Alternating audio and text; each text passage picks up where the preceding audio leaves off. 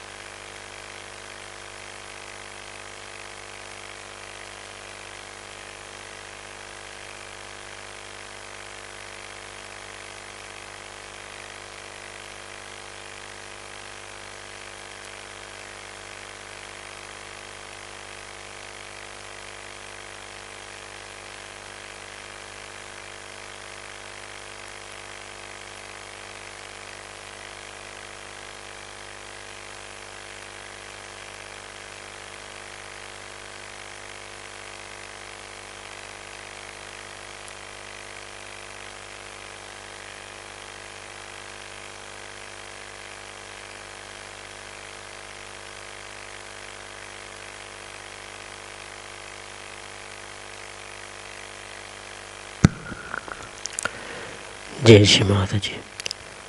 हम सब श्री माता जी की चरणों में प्रणाम करके अपनी कुंडली चढ़ा के सामूहिक बंधन लेंगे। We humbly bow down to Shri Mataji's lotus feet, raise your kundalini and put our self bandhan.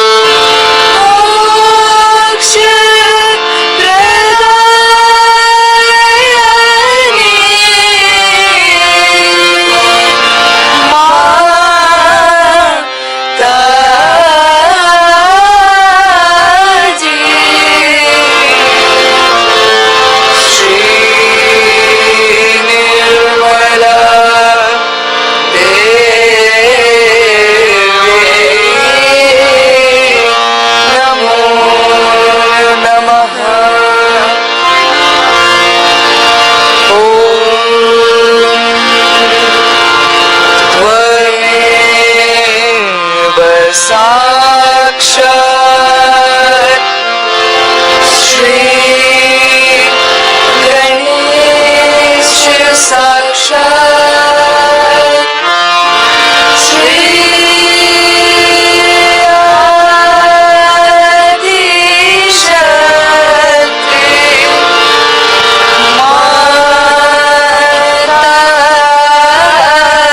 माताजी श्री निर्मला देवी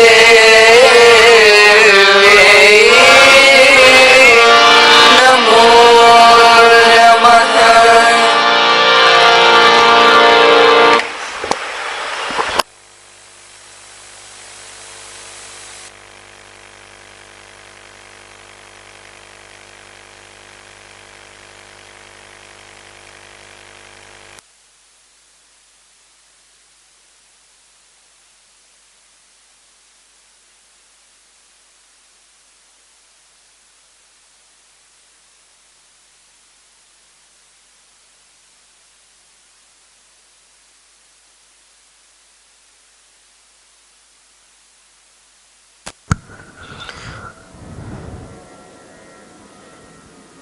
अपने चित्त को साथ सहार में रखते हैं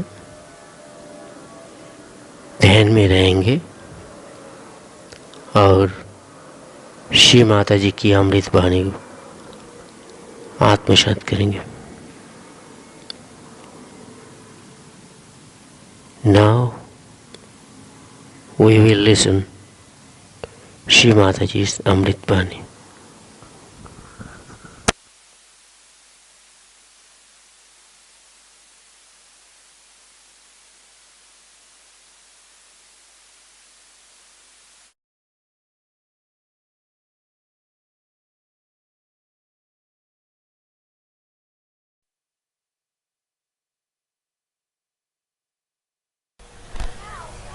I hope you enjoyed yesterday's puja very much.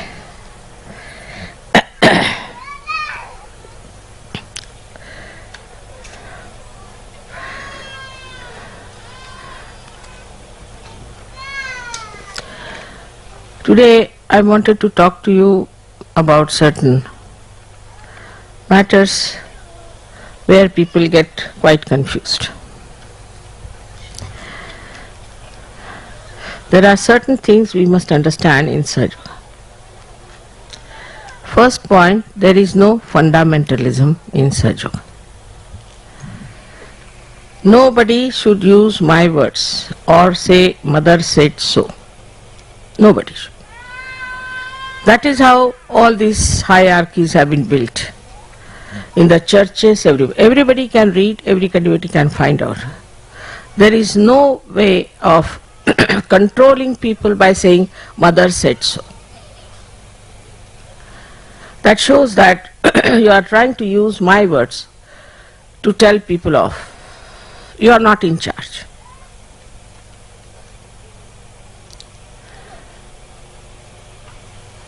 If I say something in the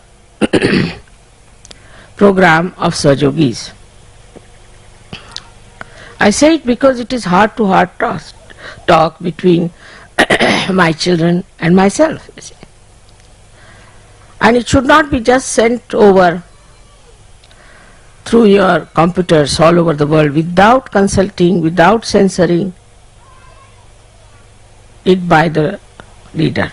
There is no haste in Sahaja. So that should not be done. Now this I have said, definitely. Whatever I have said, nobody remembers, only they use my name.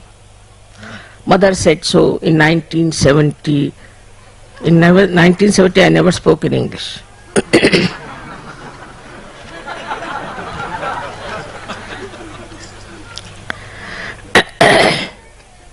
So all these historical utterances should not be used. We live in the present. That time maybe the situation was such I might have said something, but today the situation is different. Maybe because Sahajogis were just coming to Sahajoga maybe they needed some sort of a guideline. It's a journey, first of all. It's a journey. You are passing, supposing passing through a slope. Then you have to use a different type of method.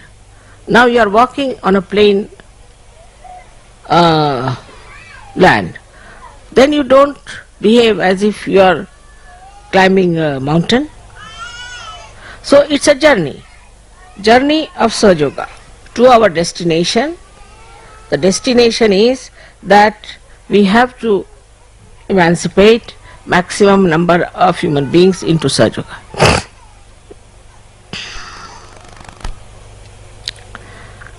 But that should not be taken over. I again tell you, nobody should take over things from the leaders. I have appointed the leaders just to coordinate with you people, but you have always a direct relationship with me. So far, all these people who believed in God had no direct connection. But now you have. So why not use me?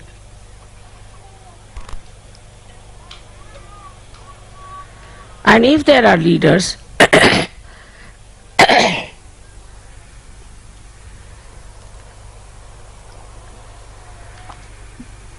you have to ask the leaders.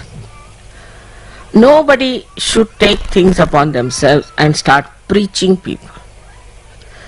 We don't like preaching. We have had enough of it.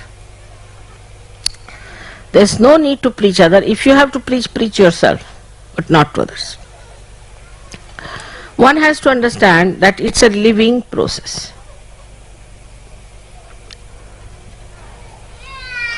We can understand from a cell at the end of a root. It has intelligence. It is completely in control of itself, and it has a direct connection with the divine power. So it moves by itself, but the attention is on the collective. Collective means the tree. It moves in such a direction that there is no argument, there is no quarreling, in the sense there is no obstacle. Moves. Now supposing there is a big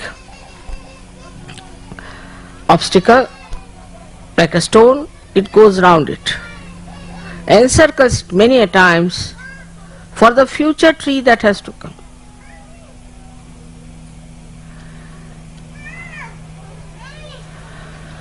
So from the past, what do you get is the relative idea as to where you have reached. And from the future, you have to know how far you have to go. This is very important to understand, because these things creep into the Western mind very easily. They don't want to have direct relations with me. That's how then you will start forming groups. One person will stand up, mother says so, finished. One tent is raised.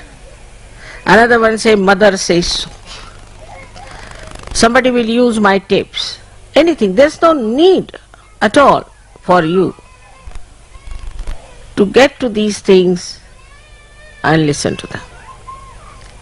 If they want to create something, they should talk to me directly, and not to do it themselves on their own, which is a very wrong attitude towards Sahaja Yoga. So first of all, we must know it's a living process. You cannot put on it artificial types of things which will curb the growth of Sahaja Yoga. It's very important to understand. There where I find that people don't understand Sahaja Yoga. You cannot mold into any pattern. It molds by itself. works by itself. So we cannot have any hierarchy. Never. These hierarchies ultimately become a barrier between you and me, which I don't like. All the leaders are told that whatever letters you get, whatever things you have, you should send it over to me. I would like to see them myself. But sometimes they do. Some of the leaders, especially in Australia, had a very bad experience. But now you have a very wise leader here and a very sensible person. I don't think there's anything wrong with him. Only thing I think is rather too mild sometimes with some people. He should have told, yesterday I had to suffer so much because of two ladies, because he never told them how horrible they were. So I had to absorb all their nonsense, quite a lot. Because if a leader is not mild, he will sit on his head. If he is little strict, you will get after him. Only thing one has to realize, that everything is a living process, and through some sort of a coordinator, mother is trying to work out in a more simpler manner. For example, if everybody writes to me for a small little thing, I mean, they write for everything, I must tell you. Absolutely something so useless sometimes that I really laugh. There's no need to ask me, like, mother, we cannot get Indian spices here.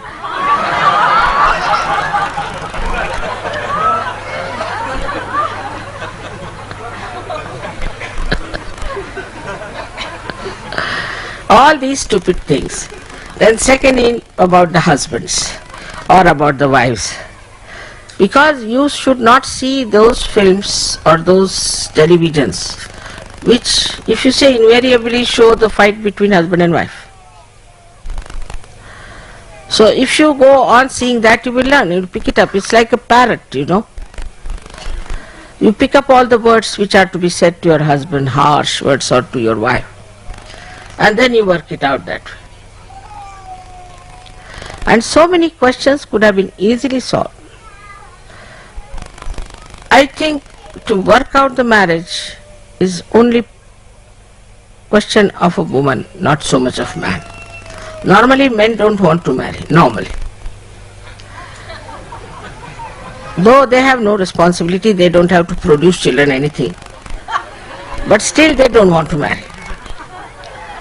They are sort of little bit afraid also. In the West especially, not in India. In India men want to marry because they get somebody who will spoil them, who will never answer them, listen to them, be humble. So they want to have, see, they marry. But here in the West I have seen men don't want to marry. One fellow, I told him that you have to get married. He disappeared for 3 days.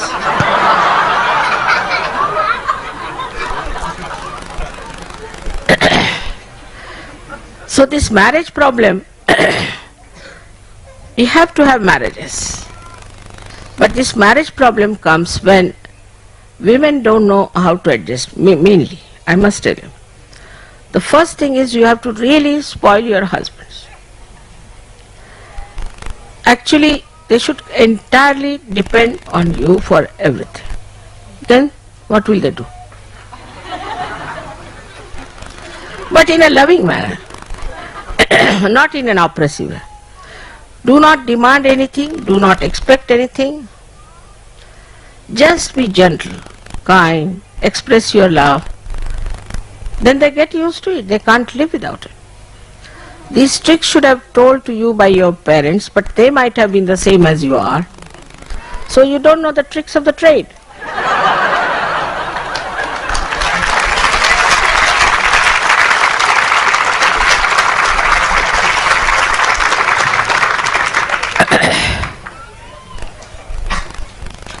After marriage, we have to say we are, we. Shouldn't say I. And also understand, you see, men are different from women. They are different. You are the preserver of the society. They are the creator, but you are the preserver. And you have to have much more patience and compassion, which you have, no doubt. You must take to your feminine qualities, and you'll be amazed that you are Shakti for men. You are the power for men. That's why men must respect women. If they don't respect women, not their romanticism and nonsense, but as personality, if they don't respect, then they suffer every way, especially materially. Materially they suffer, and also reputation wise. Some women are extremely demanding and expecting too much. Perhaps maybe they see those pictures of Romeo, Juliet and things like that.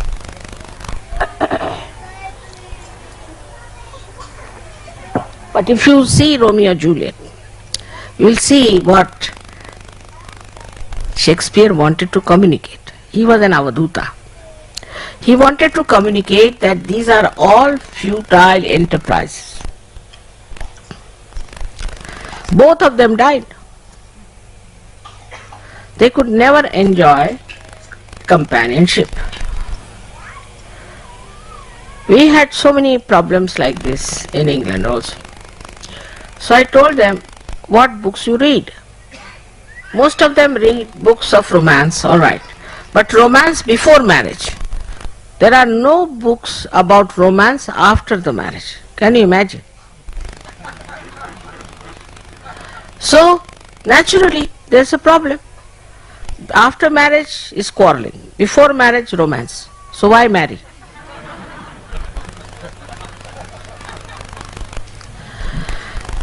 And when I said that man is the head of the family, it doesn't mean that man should dominate a woman. Never.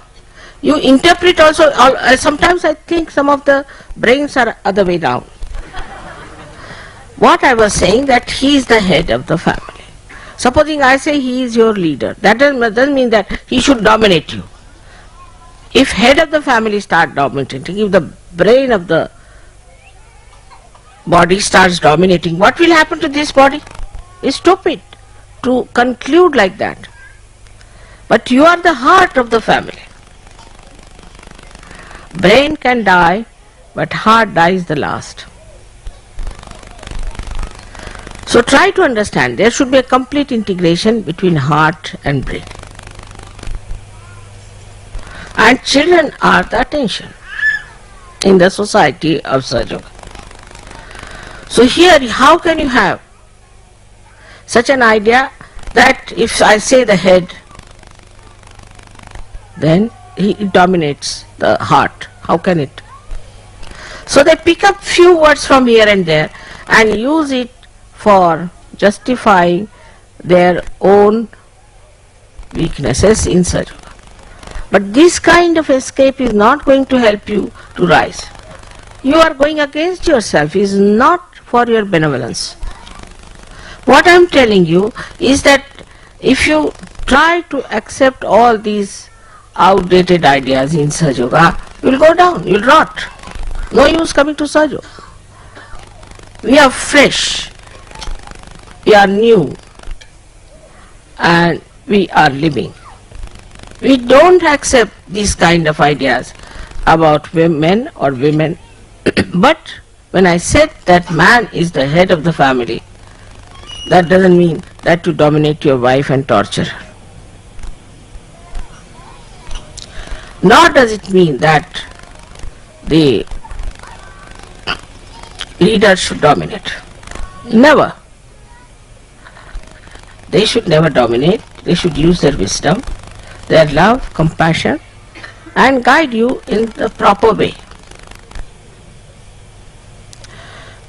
I have received a letter which is very funny, that one leader's wife, not the leader but wife, forbid one of the Sahajoginis not to come to the house and to the program because I could not go to her house. Can you imagine?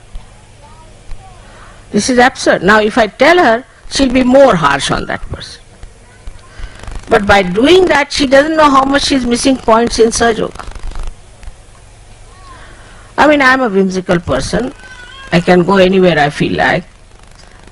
But she should have taken the blame upon herself if she thinks I did not go to her house instead of on the another person. Also, there's a thing that this is my house. This is the biggest nonsense. Mother should come to my house. With Indian especially, it's too much. Please come to my house, mother. Come and have dinner with me. Who are you? You are a Sahaja. So your house is mine, you are mine, everything is mine. What is there to come to your house? Then you separate. This is also an Indian mind, I must confess. My house. This is nonsense. All your houses are mine. If I go there, it doesn't mean that I love you more than anybody else. It doesn't mean that. I have to go somewhere, you know.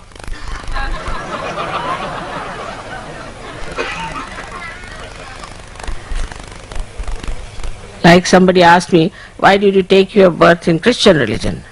I said, I had to take my birth somewhere. But better was for Christians because Christians are absolutely fundamentalist mentally. Mentally they are absolute fundamentalists. Mentally. That's more dangerous. Muslims, you can make them out they are fundamentalists because they do not have that finesse about them. Openly they are fundamentalists. But Christians are very great fundamentalists. But going to somebody's house now is becoming a problem for me. Because if I go to somebody's house, that person gets the ego, oh, she came to my house.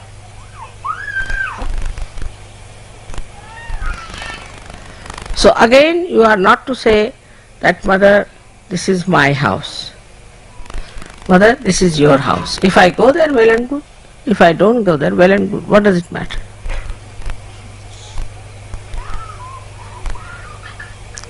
Now again I tell you, nothing has to be sent through your IBM or anything without the consultation and censoring by the leader. It can land me into great difficulties and tomorrow I could be in jail. Why don't you understand? And you write whatever you feel like. So this kind of irresponsible behavior is, I can't understand. And things I never said also can be said. This shows immaturity and haste. Such things should be consulted and use your discretion. Main thing is discretion. What you need to consult your leader, which are vitally important. Especially things which are written down and published. Things which circulate is extremely important to be seen by the leaders. There is no hurry about it. Any book written, any tapes to be released, anything should be done with the complete consent and understanding of the leader. I would say the leader must sign those papers. Then I can hold him responsible.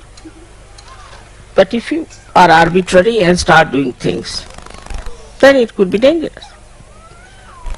Simple things, I'll tell you what. They asked me, mother, what do you think of starting a Vishwa Nirmala Dharma in Melbourne?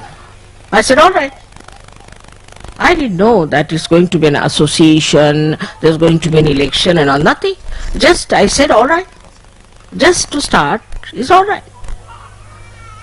Vishwa Nirmala Dharma is everywhere, but they don't have any association, nothing. It's just a kind of a society which is just spreading Vishwa Nirmala Dharma. There is no sort of any organization about it. We only have trust. And we don't want to have any electioning on all that. Again, if some wrong type of people get in, then Sahaja Yoga will be ousted completely. So you can only have trust. And if you want to do something else, you can form it separately. But it should not be Vishwa Nirmala Dharma or Sahaja Yoga. Nothing to it. Because I said yes, that doesn't mean that you should go that far with forming this, that, association and all that. It's a news to me.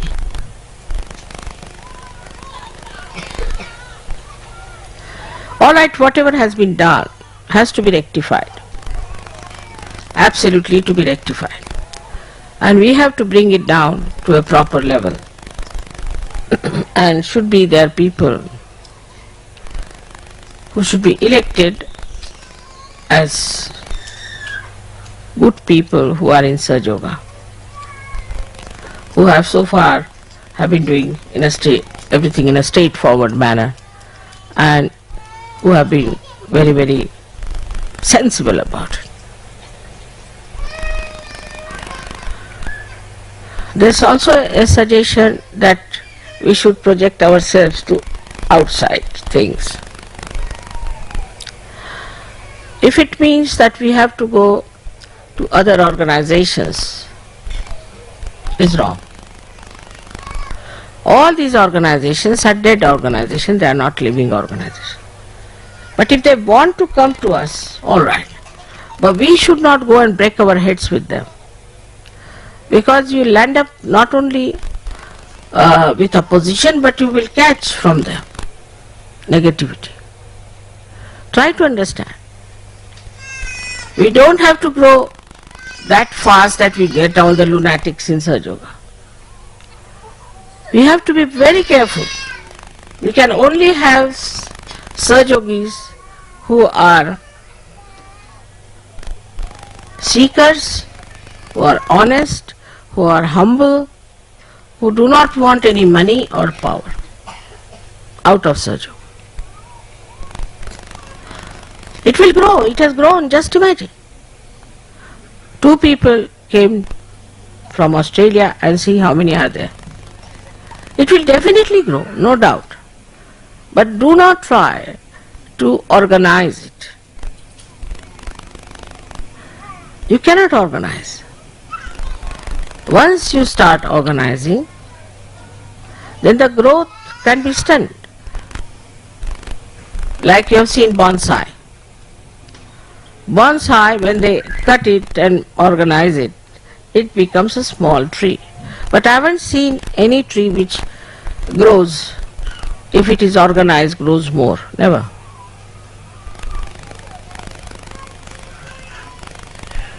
At the most you can nourish it, at the most you can water it, at the most you can see the needs of this. But you cannot just make it grow more. All organizations cut the growth.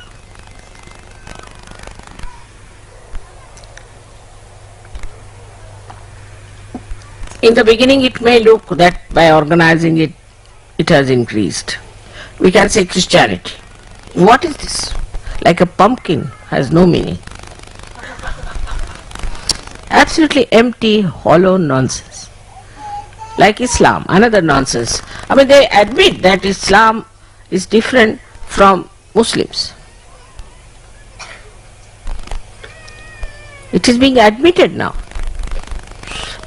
What is Buddhism? Another nonsense. So this kind of an artificial growth, if you want, you can take to artificial methods.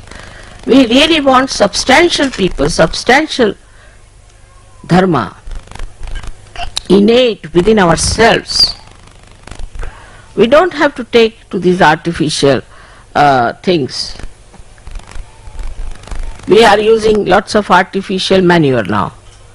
And people are revolting against it because they think that all these artificial things are harmful to us. So allow it to work out through the grace of this divine power in a more natural manner than putting artificial organizations, artificial this and that. I think some of you must have been to Harvard or something to learn how to grow the business. And that's how you try to grow. But ultimately comes to recession.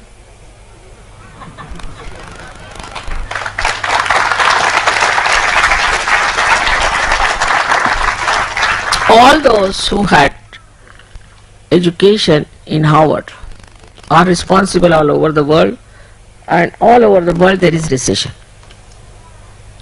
I think this university should be closed now.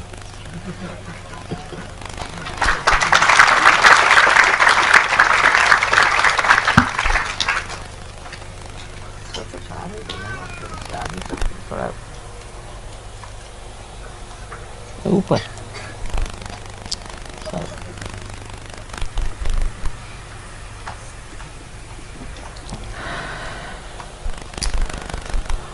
नहीं भी हो चल जाएगा, उसको इतनी नहीं है इसके बाद. So now, regarding your children, I have been really studying the nature of Western children. Now the nature of Western children is that their attention is never on the right things.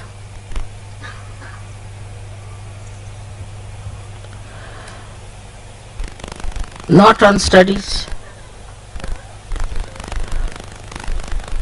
I should say not at all on studies.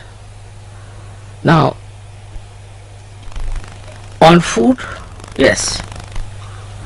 Like in England they asked for baked beans in the morning. Now these horrible tinned baked beans which you have been giving to them are not at all suitable for Indian climate. And they are no good. You see, if you see a Western health of a person, I mean when you go to India you get diarrhea. You cannot stand heat, you cannot stand cold.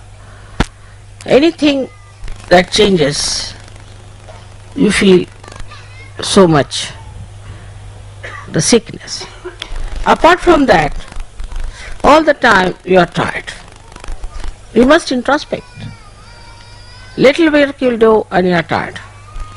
I mean you see in the films or anywhere, I have seen even in the television, they will come and sit down.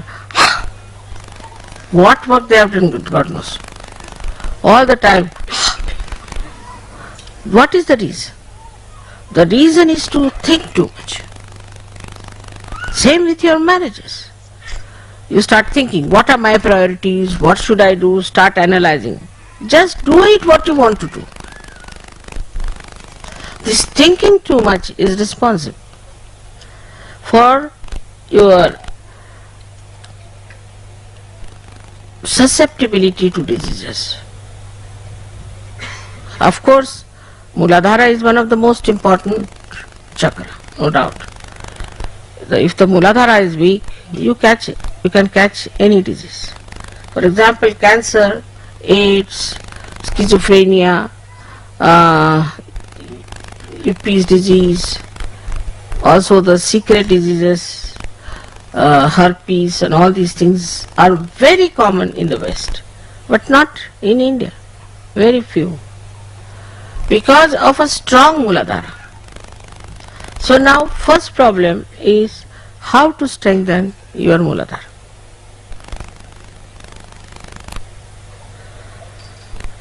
The second one is the kind of food you are eating here is not so fresh.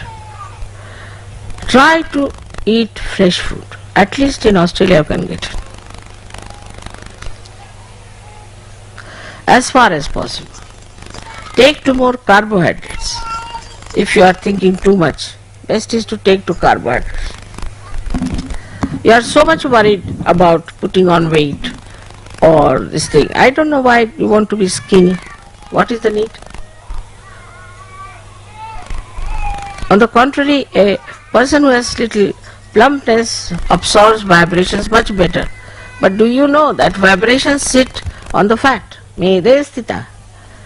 They sit on the fat. And that's why they go on the nerves, because nerve is made of fat, your brain is also made of fat. So this new idea of having mosquitoes around, sometimes I get frightened. I think next moment that person is going to fall on the ground. So whatever is pumped into your head, you accept. That's why the entrepreneurs are definitely controlling. You have no idea.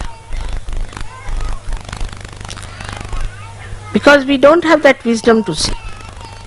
Now they said, alright, you shouldn't put any oil in your head. Alright? Never put any oil. So you become bald. So they can sell wigs.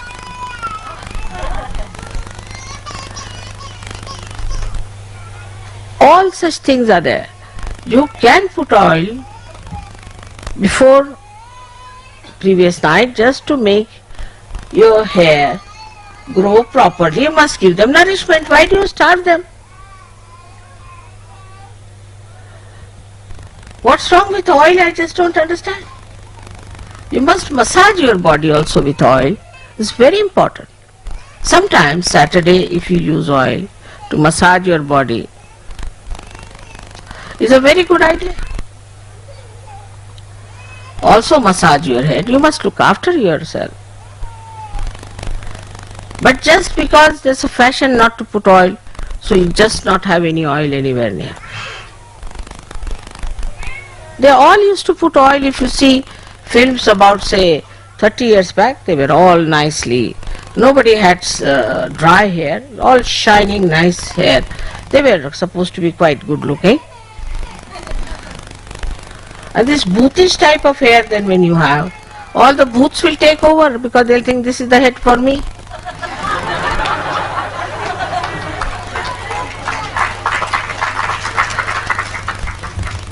So try to understand what is good for your body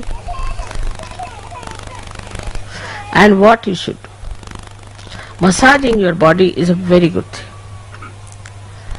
I think without oil I cannot exist, really, because my work is on Sahasrara. And if I starve my hair, either I'll become completely bald or mad, one of the two. It's very soothing to massage your hair, very soothing for your nerves, everything. And you are realized souls, there's vibrations flowing. You should massage your head nicely. Take about an hour on a Saturday. Saturday is the day of Shani, is the day of Saturn, the day of Shri Krishna. He is so fond of butter and oil. All these small things should be understood. Also you people are very fond of sun, I can understand that. I don't know why in Australia you are so fond of sun when it is so much. But because it's a fashion in the West, you are all going to the sun, to the sea, and spoiling your skin. Your skin cannot have the glow. While, you see, if you do not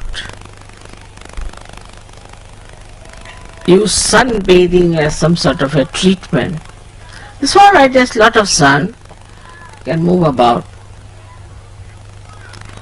Indians used to wonder about the English. And there was a saying that an Englishman and a mad dog in the sun. Even a sane dog won't go.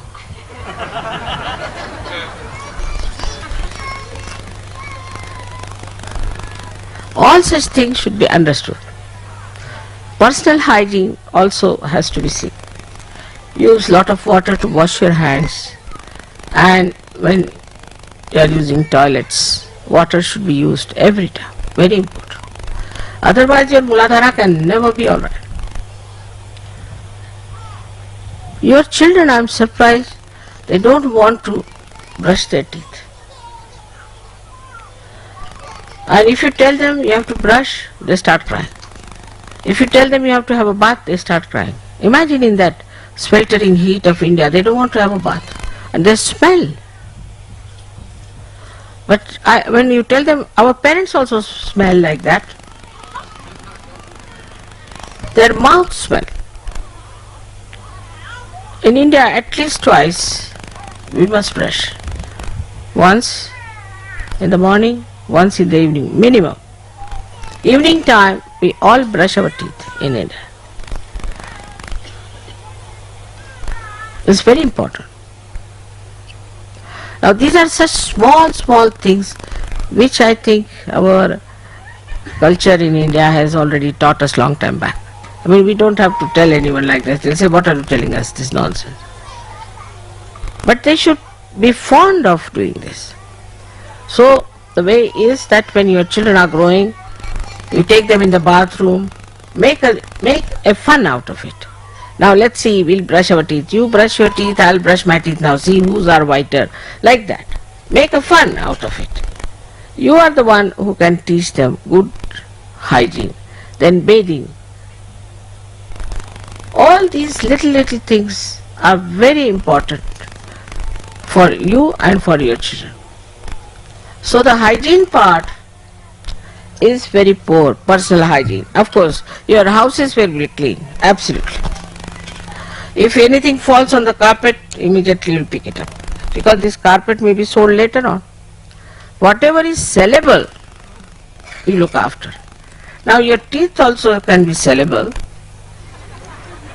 You need not neglect them. But you will not be careful. Whatever is sellable, you are very careful. Your house, very careful. Your carpets, very careful. But whatever is not sellable is not worth anything. Now in Sahaja Yoga, we should know that nothing is sellable. Whatever we have and own, we'll keep it with ourselves, or give it to our children, or give it as presents to others. We are not going to sell anything. Everybody is a seller. House is to be sold, very particular about the house. If something goes wrong, we'll shout at children. We were surprised that these children were more careful about nonsensical things like carpets than their teeth. Something fell down on the carpet. Immediately they all rushed and cleaned the carpet. We started wondering what's the matter with them. That's not their job. That's the training they have. Whatever is sellable, they try to put right. So we must change our mind and say that whatever we own, we are not going to sell it. Or sometimes you have to sell the house, all right. That's not so important. In any way, whether the house is clean or dirty, you will face the same price. That's my experience. Whether you decorate or not, on the contrary, undecorated houses they like because of their ego. Very surprising. We had bought a house in Hounslow, and one side belonged to one of the Sajoginis, one side to me. I had no time to decorate or anything. And she, poor thing, spent so much money to decorate it and all that, and some people lived also. Of course she made little money out of it, whatever it is. But my house sold for a higher price than hers. Why? They said it's already done, we can't do anything about it. So also the ego is there, that we should be able to do something in the house. And thus, it doesn't make difference. In any way, they don't pay for your carpets and don't pay for your things. But people are so particular about their furniture, about everything.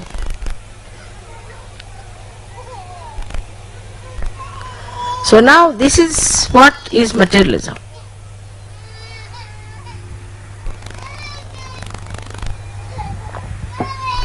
Is absolute materialism. That we try to get things just for selling off.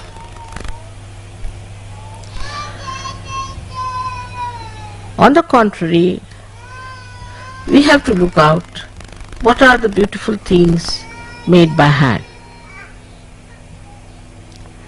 What can we have? Whatever is made by hand, by people. Can have few. And that can be given to your children, to the progeny. Also sometimes the idea of antique, who is this child, please take away. Who is the child?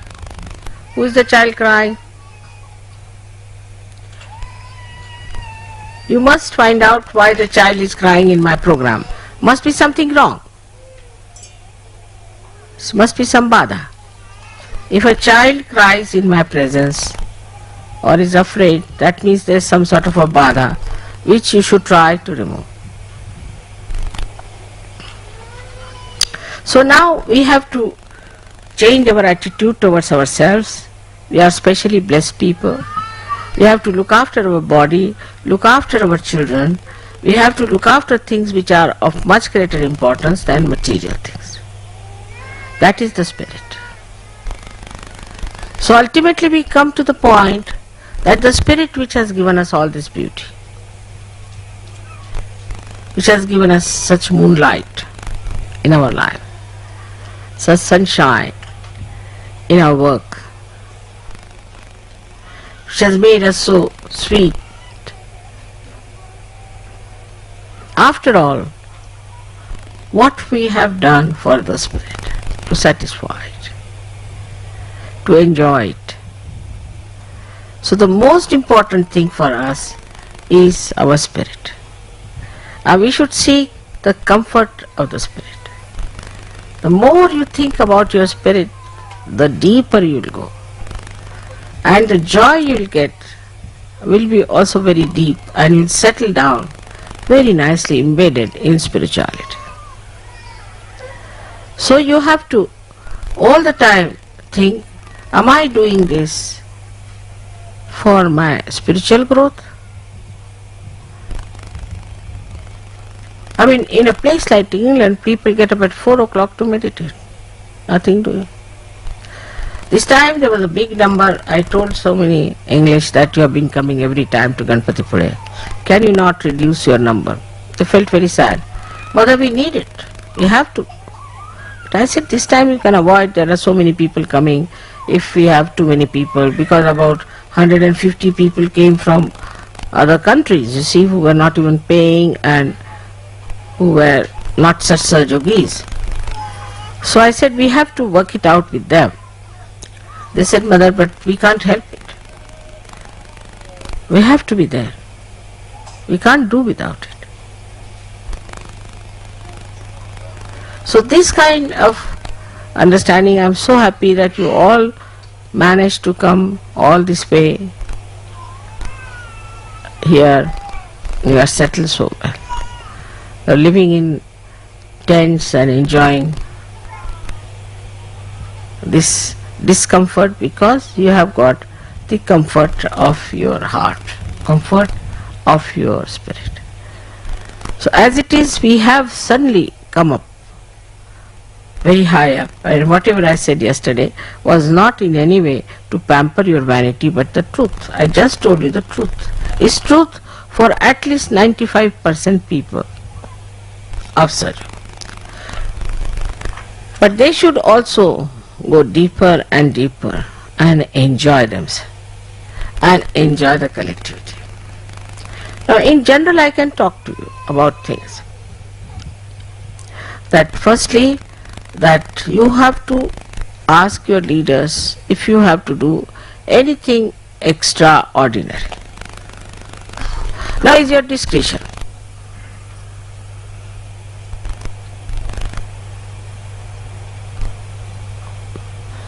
And the last but not the least is this: all the leaders complain that no one wants to pay any money whatsoever for Sajo.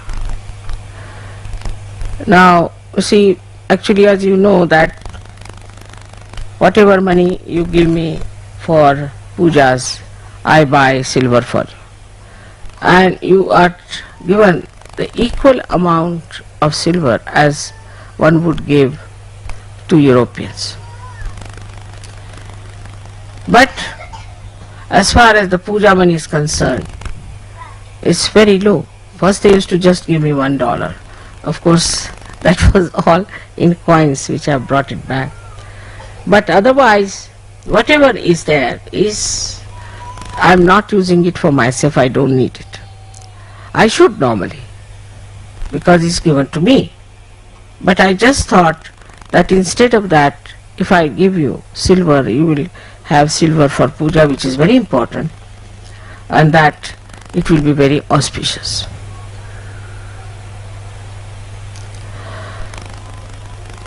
But the way people want to pay is rather reluctant. I agree that you people are now running into problem about money, but maybe one of the reasons may be that. Do you know you pay the lowest in the whole world? No one pays so low as that. At least they pay 21 and 11, even in India. Minimum. So, whatever it is, whatever suits you, I am not going to say anything. Whether you collect less or more, I am going to give you the silver because you are so many people. I have to do that. I always put the maximum amount between you and Europe. You are also a continent as Europe is. But one has to understand that at least we should really think of doing something for Sajoga. What can we do for Sajoga? As you know very well that I have used my husband's money quite a lot. And again I am going to work out something in Australia, because I think in Australia it will be very good for people. And I can involve my money with them. But despite all that, people don't understand that why my husband allows me to do that. Because he knows it gives him all the blessings.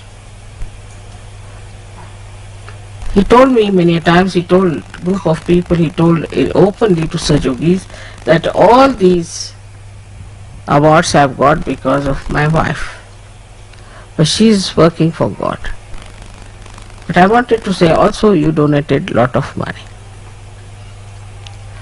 It's a generosity, and if you donate, then you get it also from another thing. But I don't want it for my personal thing at all. But it's a sign of your generosity. That is a common thing from all the leaders. Melbourne leader says that nobody wants to pay. Only they want to take advantage of Sajoga. This is not a very good thing from Lakshmi point of view. Also, one has to understand that once you join Sajoga, whether you pay or not pay or anything, you think you are a liability. That's very wrong also. For every small thing they want help. Of course they have to be helped. We try to help people who haven't got money or who have, but they become sort of liabilities.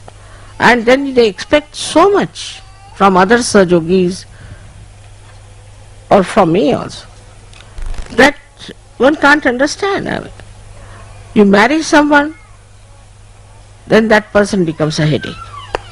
Letters after letters, telephones after telephones. It's not proper. Of course, some child is sick, alright, you can inform me. But a child is hot-tempered, is misbehaving, is on my head.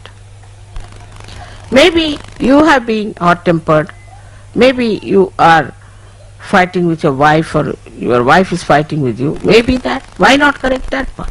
Even the smallest thing they think should be done by Sajoga. Sajoga must look after this thing, Sajoga must do that. So one should understand that to you Sajoga is a liability, not you are a liability to Sajoga. That's the best attitude. Of course, in a way you are a liability. But what should be your attitude? Now you are matured enough. When the son grows up and matures, then he looks after the parents. In the same way, you have to look after the Sahaja than Sahaja looking after you all the time and pestering Sahajogis about it. This has to be understood very well, that Sahaja is not liable for you. You are liable for Sahaja. Sahaja has given you so much. God has done so much for you. What have we done for God? Always think like that. If you start thinking like that, the more work you put in for Sahaja, the more you exert your mind for Sahaja. In a proper, living, balanced manner, the more you are helped, the more you grow, the more you enjoy. It's like that.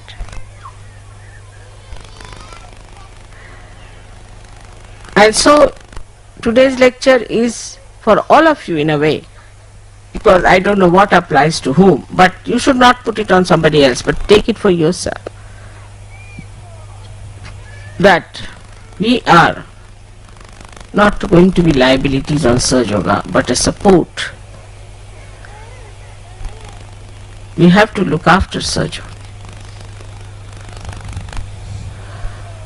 which is a very, very beautiful attitude. That's my attitude is, I don't need Sahaja at all. Not at all. Why do I need? I don't have to do Sahaja. But I am worried about Sahaja, about Sahajogis. To me they are all my liabilities. I have to look after them, I have to worry about them, I have to listen to them, I receive letters and all that. I mean, this kind of work, if somebody has to do, nobody would accept. In every way I have to support, because my spirit gets satisfied. It's for the satisfaction, my own satisfaction. I'm not doing for your satisfaction, I'm doing for my own satisfaction. It's selfishness.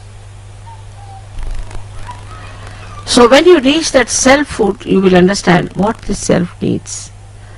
And you will put your mind to it, and you will be surprised that when you start doing something for others, for Sahaja, it's very much rewarding. Very much like a prayer.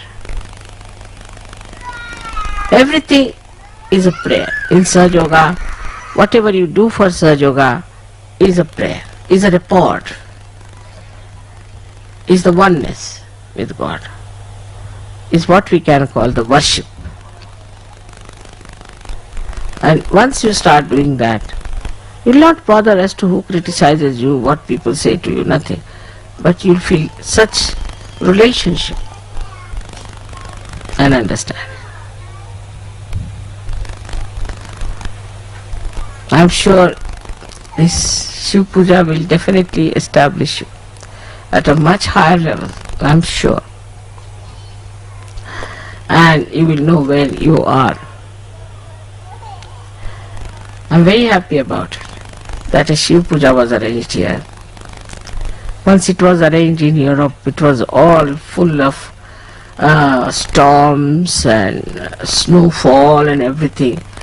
But so many came to Rome for the Shiv Puja. They all asked me whether we should have one Shiv Puja, and the whole thing was so surprising that people came from Greece and everywhere, driving down, I don't know, and there was always report that snowfall is there, a flood is there, and they were all there. And suddenly I found the level had risen. Because here we are in direct contact with our spirit. Here we know about our spirit. We are obliged to our spirit, what it has done to us. We respect it. And that's how I've seen the certain change and a very great height suddenly they achieved. And I am sure this will happen to Australians. Now forget your small differences, fighting for power, fighting for money, nonsense. Try to be alright. There's some people who got caught up because of this nonsense in Melbourne. They should all cleanse themselves out, put themselves right, and look after themselves. All my blessings with you. May God bless you.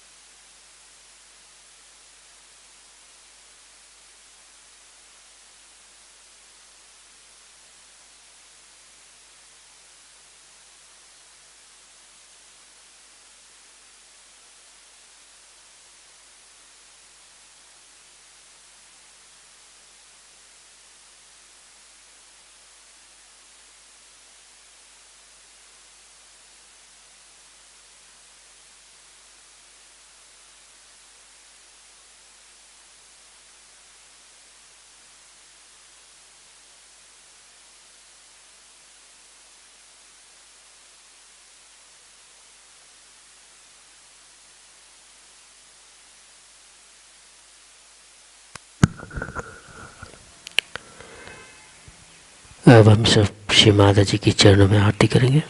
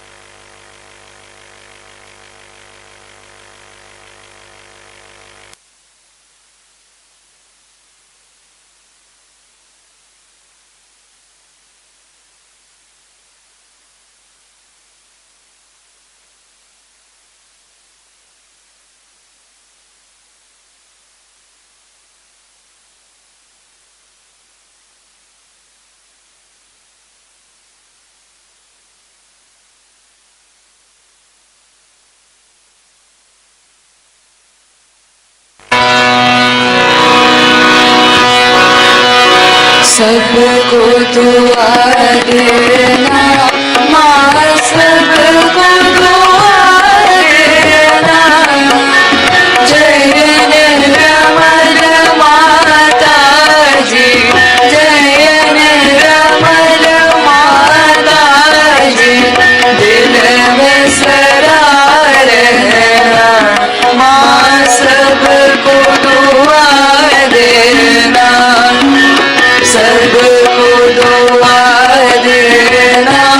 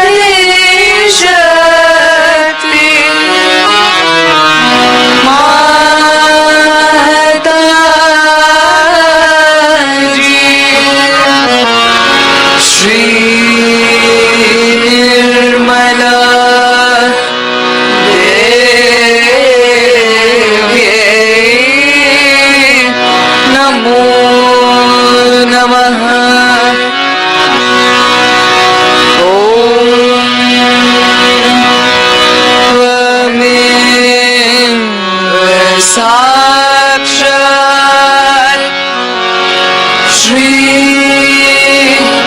कल्कि साक्षात् श्री